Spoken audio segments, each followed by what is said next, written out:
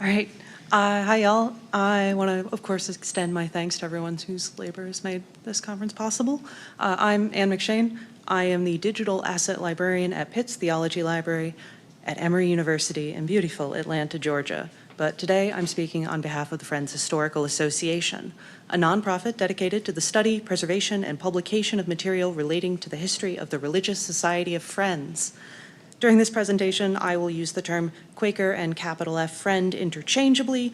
Both mean members of the Religious Society of Friends. A friend is a Quaker, and vice versa. So before we begin, I want to cover a couple of things. The item I bought digitally today has some things that you need to know about Quakers before going forward, and I don't want to make any assumptions. First, though, Quaker practice is very diverse.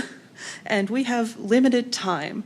So just suffice it to say that anything I say here definitively, there are very interesting exceptions, and they are worth their own time to speak about. For the purposes of this presentation, though, Quaker life is centered around the meeting.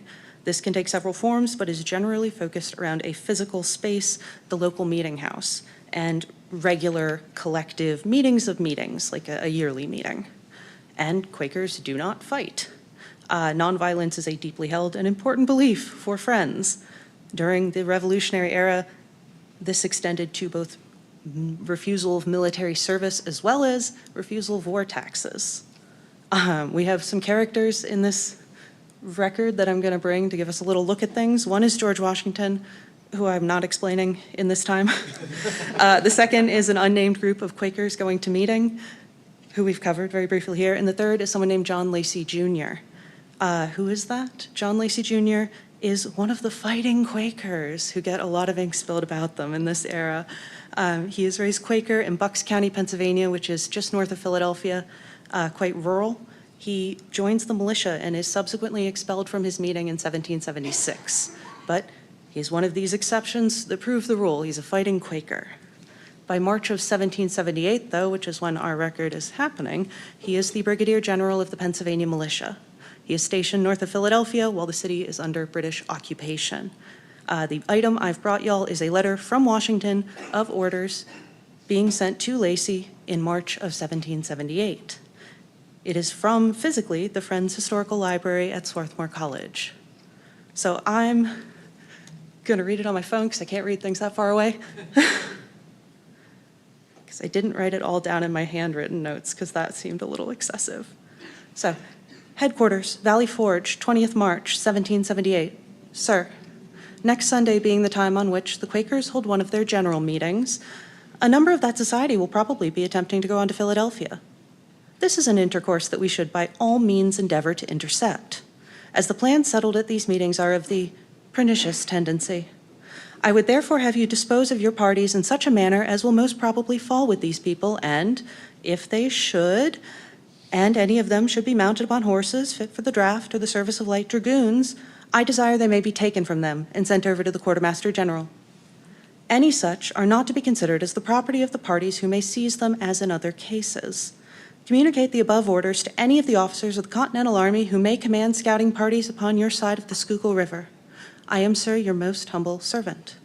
So, couple things, and really only a couple, because time limited.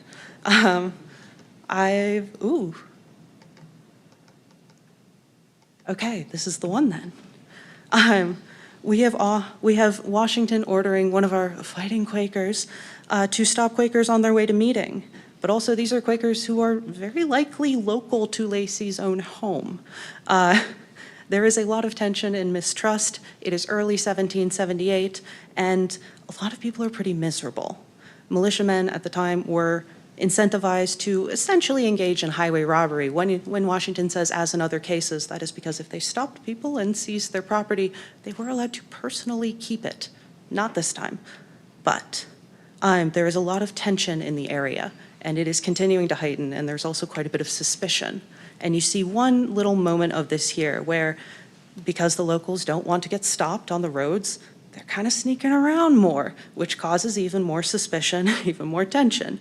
The war is weighing very heavily on all, and even the practice of faith is grounds for suspicion in this case. second one, though, is kind of a fun one, which is, I don't know about y'all, but I hear about plans of the pernicious tendency, and I absolutely want to know what those plans are. So obviously, perhaps if it's a truly pernicious plan, it would not make written meeting minutes, but it's always fun to check, and I was a little curious. I live in Atlanta, though, which isn't terribly close to where a lot of these records are physically located today. But if you have any interest in Quaker history from the founding era, particularly from the Philadelphia era, they're very accessible records online. I was able to pull up minutes from the Philadelphia Monthly meeting from late March of 1778, and they do seem to match the timeline. So we have perhaps some idea of what they were getting up to at this meeting, which is 4 pages of very standard things in the maintenance, the care and watering of a religious community, for anyone very familiar with church records. I bring this up not so much to show the great plans, but to note a couple of things and then be a real librarian for a second, which is to encourage you, if you have any interest, to take a look and see what you can find. Primary source materials, a lot of them are not online. In fact, the vast majority are not online and never have been in any form. But sometimes there are some, and it's really fun to look. In this case, well, there's a couple that wants to get married. That's great.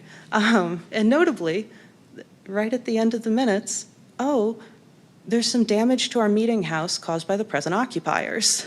So again, we see this continuing series of tensions as people intersect. I would say really encourage you, if you have any interest, to just take a look and see what you can find.